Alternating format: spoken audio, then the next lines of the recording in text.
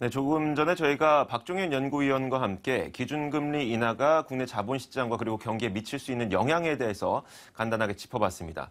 발생할 수 있는 부작용 가운데 크게 두 가지로 나눠볼 수가 있을 것 같은데 가계부채가 증가한다는 점과 자본이 해외로 유출된다는 점 이 두 가지입니다.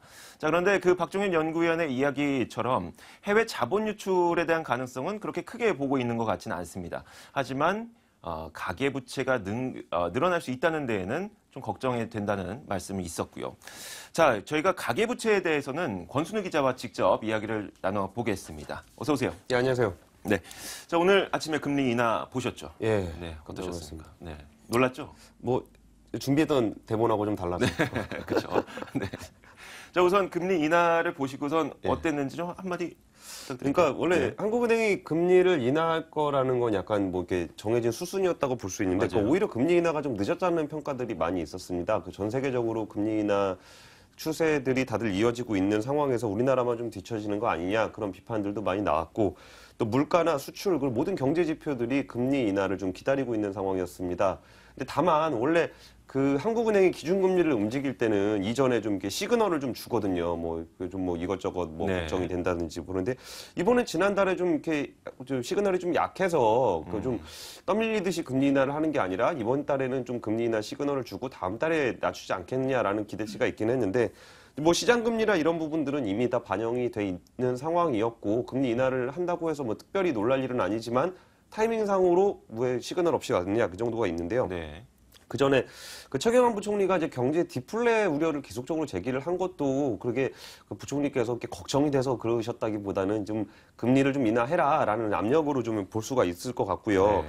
그리고 이제 임종용 금융위원장 후보자도 이제 가계부채에 대해서 기재부와 금융위원회, 한국은행이 같이 가계부채 공동협의체를 만들자라고 제안을 한 것도 이제 한국은행이 금리 인하를 못하고 있었던 가장 대표적인 이유 중에 하나가 가계부채 때문이었거든요. 네. 그러니까 금융당국에서 가계부채는 잘 한번 이렇게 관리를 해볼 테니 걱정하지 말고 좀 거시적인 차원에서 좀 금리를 인하를 해도 괜찮을 거다라고 이제 그런 거를 좀 준 것 같고 어쨌든 부동산 경기가 좀 살아난다는 분위기가 조성된 상황에서 나타난 금리 인하라 앞으로 가계부채가 늘어나는 것은 뭐 지속적으로 좀 늘고 있는데 앞으로도 가파라지지 않을까라는 지금 생각이 듭니다. 네.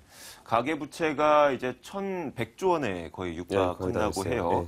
네. 이 가계부채가 더 늘어날 가능성이 높기 때문에 우려하시는 분들도 계실 텐데 그래도 가계부채가 늘어나면서 부동산 시장이 조금 더 살아나게 되면 이 부채에 대한 부담감을 덜 수도 있으니까 꼭 나쁜 것만은 아니라고 볼 수도 있겠죠. 예, 뭐 부채에 대한 부담감이 뭐 줄어드는 건 아닌데 그렇죠. 기분이 상대적으로. 네. 네. 그러니까 돈을 빌려서 뭐 이렇게 허튼데 술 먹는 데 쓰면은 좀 그렇지만 네. 어디에 자산이 투자가 돼 있으면 그쵸. 자산 가치가 올라가면 좀 부담이 들 네. 수가 있으니까요. 예, 어쨌든 요새 부동산 얘기하시는 분들을 주위에서 좀 네. 많이 볼 수가 있더라고요. 그 지난해 그 위례 신도시 분양권에 뭐 프리미엄이 3억 원이 붙었네 뭐 이런 얘기도 네. 있었었고 비수기인 1월을 지나서 이제 본격적인 이사철인 3월을 맞아서 부동산에 대한 관심은 더욱 높아지고 있습니다. 이에 맞춰서 건설사들은 3월에 분양 물량을 역대 최대치인 5만 9천여 가구를 좀 분양을 할 예정이고요. 지난 주말에만 해도 전국 모델하우스를 방문한 사람들이 무려 15만 명에 달한다고 합니다. 네. 2월에 주택 거래량은 9년 만에 최고치인 9,605건에 달했고 수도권 물량도 3만 7,502건으로 역대 최고치 주택 거래량을 경신했습니다. 네. 언론에서는 전문가들의 말을 인용해서 전세난에 따른 실수요자들이 구매에 나섰고 그러니까 뭐 2006년, 7년 부동산 버블 때하고는 좀 질이 다르다라는 평가들도 하고 있습니다. 또 상황적으로 체감하시는 분들도 많이 있을 것 같은데요. 너무 오랜 기간 부동산 경기가 침체되다 보니까 집주인들이 집을 못 팔고 기다린 시간이 굉장히 길었어요. 네. 거기다가 이제 전세 가격은 계속 올라가니까 이 돈 내고 전세 사느니 차라리 집 사겠다라는 수요들이 네. 생겨나면서 부동산 가격은 크게 올라가지 않으면서 거래는 좀 활발해지는 가장 이상적인 네. 부동산 환경, 뭐 골디락스라고 볼 수 있을 것 같습니다. 네. 알겠습니다. 자, 그런 부동산 시장이 지금 펼쳐지고 있습니다. 어느 정도 온기를 좀 띠고 있다고 봐도 될까요? 어떻습니까? 예, 그 온기를 띠고 있는 건 맞는데 네. 그 이면을 또 살펴봐야 네, 되거든요. 이면에 뭐가 그 있어요? 이면에는 네. 당연히 가계부채가 그쵸. 있겠죠. 네. 그 가계부채 증가율이 지난해 말 아까 이조 앵커 말씀하신 대로 1,089조 원이었고요. 네. 인터넷상으로 이제 보통 미국을 천조국이라고 우스갯소리로 그래요? 얘기를 많이 네. 하는데 우리나라도 가계부채 천주국 시대에 본격적으로 돌입을 하게 됐습니다. 네. 부채는 특별한 경우가 아니면 줄지 않고 항상 늘어나는 경향을 보이기 때문에 사상 최대치라는 표현은 사실 적절하지 않습니다. 네. 그런데 그러면 이게 얼마나 빨리 가계부채가 늘어났냐가 중요한데요. 그렇죠. 지난해 한 해 동안 가계부채가 67조 원이 늘었습니다. 근데 지난해 3달 동안 늘어난 부채가 무려 30조 원입니다.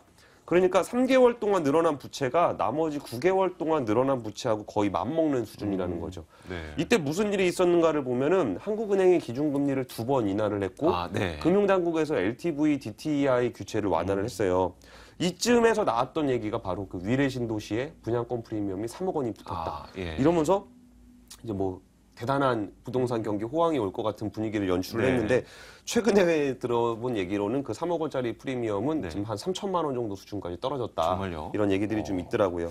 그러니까 1월은 통상 네. 이사를 할 때 비수기라고 보통 해갖고 이제 보통 가계대출이 거의 1년 중에 유일하게 줄어드는 달이라고 볼 수가 있는데요. 네. 근데 올해는 그러니까 2013년에는 3.4조 원, 3조 4천억 원이 줄었고 2014년에도 2조 6천억 원이 줄었었습니다. 근데 올해 1월에는 무려 4천억 원이 늘어나는 모습을 보였고요. 2월에는 은행 대출이 3조 7천억 원 증가했습니다. 1개월 만에. 2008년 이후 2월 증가폭 중에는 가장 큰 폭이고요.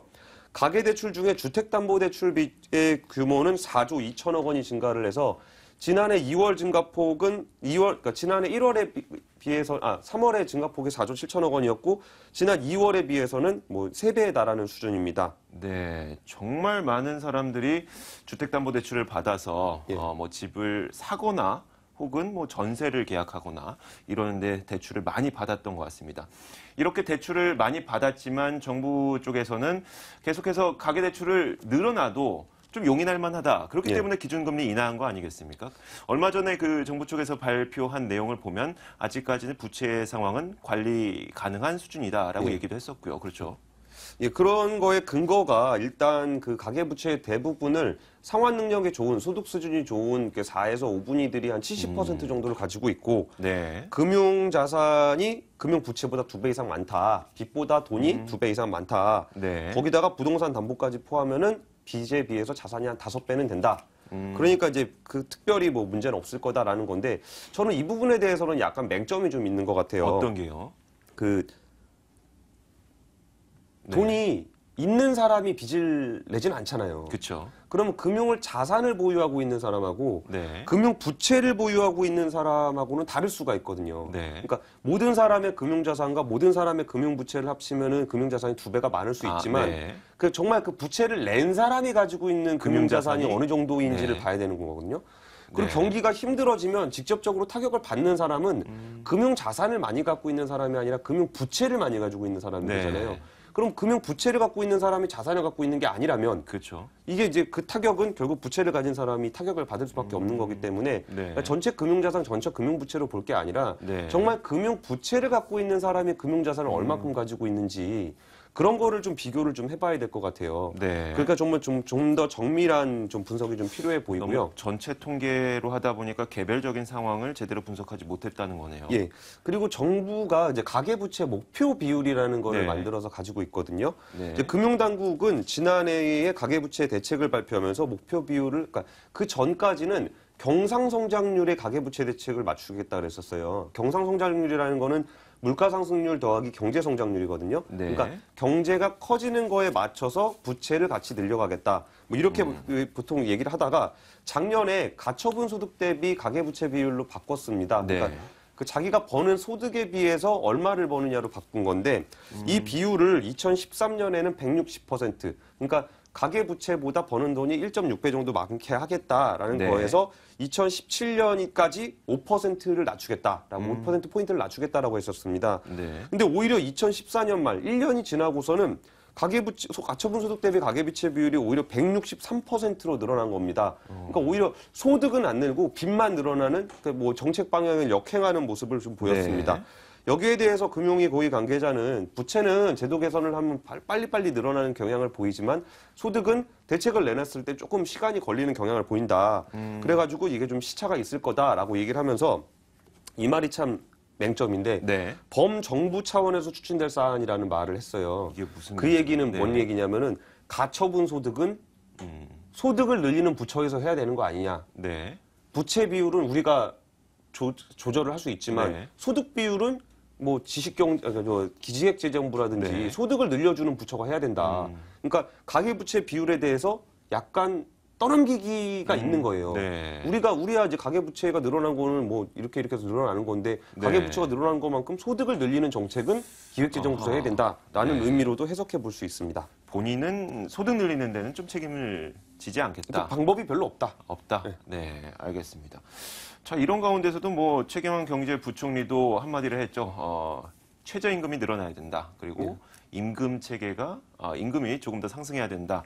이런 정부 고위 관계자들의 말이 있긴 있었지만 실질적으로 그 임금을 올리기 위한 노력은 아직 그렇게 눈에 띄지 않고 있는 것 근데 같네요. 저는 최저임금 네. 부분도 플러스 뭐가 더 해야 될 것 같은 게 네. 그러니까 최저임금을 받는 사람이나 최저임금을 주는 사람이나 그렇게 뭐 돈이 많은 분들은 아니거든요. 네, 뭐 PC방 맞아요. 알바냐 PC방 주인이냐 정도 차이밖에 네. 없는데 그러면 실질적으로 소득을 좀 많이 걸고 있는 대기업이라든지 금융권은 사실 최저임금을 올리든지 내리든지 별 상관이 없거든요. 그렇죠. 네. 그러니까 정말 그 그러니까 소득이 뭐 많다 그래봐야 뭐 예를 들어서 억대 연봉을 받고 있는 사람이라고 해서 뭐 이렇게 자기가 뭐 되게 풍족하게 많이 살고 있다고 생각하진 않거든요. 네, 맞아요. 그러니까 이제 소득을 늘리는 정책이 정말 그 최저임금을 늘리는 것도 중요한데 거기에다가 플러스 알파에 뭔가 더 필요하지 않을까.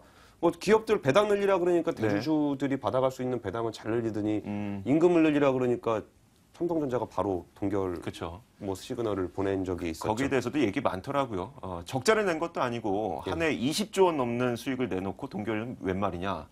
라는 이야기도 있고. 근데 뭐 네. 삼성 같은 경우는 뭐 기본급 동결해도 성과급 올려주면 뭐 크게 뭐 임금상으로는 문제가 없다 뭐 이런 얘기도 하고 그러더라고요. 네, 알겠습니다. 자, 과연 지금 이런 상황에서 부동산에 대해서는 어떤 판단 기준을 가져야 될지가 좀 굉장히 혼란스러울 수밖에 없어요.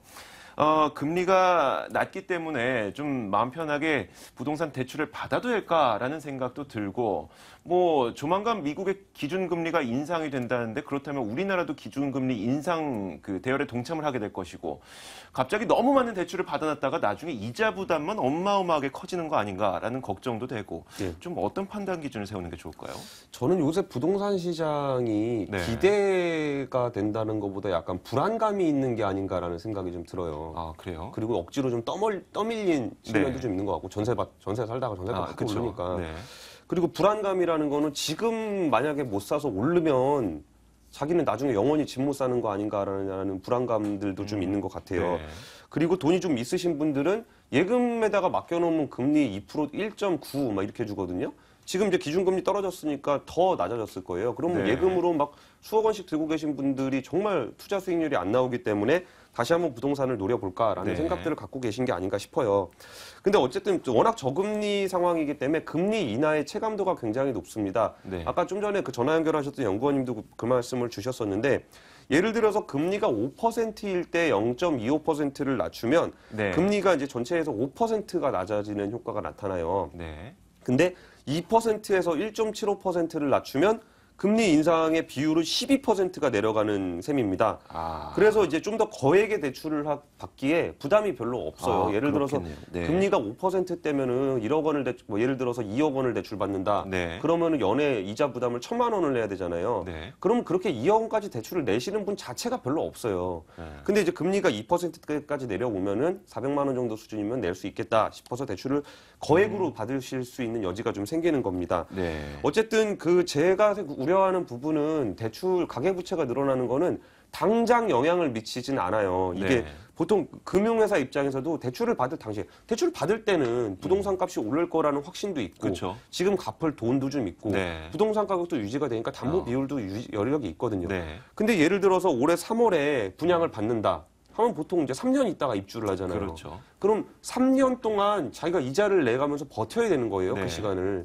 그리고 3년 후에 막상 입주를 할 때 자기가 좀 힘들다. 그래서 이제 매물이 나올 수가 있잖아요. 네. 만약에 그 타이밍 3년 후에 네. 가계부채가 부담스러워서 물건을 던지기 시작하게 되면은 네. 그때는 정말 대책이 없는 거거든요. 그렇죠. 네. 그러면은 이번에 미국의 금리 인상 얘기도 많이 하고 있는데 네. 미국의 금리 인상을 대비해서 만약에 미국의 금리 인상을 해서 외화 유출이 나타난다. 그럼 금리를 한번 올려야 되거든요. 네. 그러니까 한국은행은 차라리 금리를 더 빨리 낮추는 게 맞았을 수도 있어요. 나중에 한번 그렇죠. 올려서 따라가려면. 네. 네. 어쨌든 지금 당장 뭐 금리 낮다, 부동산 경기가 막 호황된다. 프리미엄 3억에서 3천만 원까지 떨어지는 경우가 금방 발생을 하거든요. 그러니까 당장 어떤 그 남들 얘기 듣고서 막 뛰어들 게 아니고 중장기적인 자기 계획을 세워서 좀 투자를 하실 필요도 있고 네. 정책적인 차원에서 단기 부동산 경기 부양 정책보다는 중장기적으로 경제 성장률이 가계부채를 따라갈 수 있을 가계부채가 경제 성장률을 따라갈 수 있게 좀 그런 중장기적인 플랜들을 좀 짜보는 게 중요하지 않을까 생각하고 있습니다. 네, 알겠습니다. 사실 그 전세값이 너무 올라서 이제 그 전세금을 낼 바에야 아예 집을 사버리는 게 낫다라고 생각을 말씀하셨던 것처럼 떠밀려 사시는 분들도 사실 속내에 고민은 많이 있어요. 뭐 그리고 그 전세값이 너무 높다 보니까 나중에 깡통전세 될 수 있잖아요. 예, 그것도 그렇고 네. 전세대출 금리가 네. 더 높아요. 네. 가계담보대출하고. 그런데 전세값이 한 90%까지 올라가면은 네. 집을 사나 전세를 사나 어차피 이자 내는 게 똑같거든요. 그쵸. 그러면 깡통주택 되느니 그냥 내 집 살고 그걸 만다 사는 게 뭐 낫다 이런 거죠. 그런 판단들이 있는데 그것도 이게 뭐 어떤 상승에 대한 기대감보다는 네. 진짜 뭐 어쩔 수 없이 산다거나 하거나 아니면은 뭐 들어오서 산다 뭐 이런 느낌들이 좀 있습니다. 네, 알겠습니다. 자, 오늘 이야기 나눠봤습니다. 권순우 기자와 함께했습니다. 오늘 말씀 고맙습니다. 예, 감사합니다.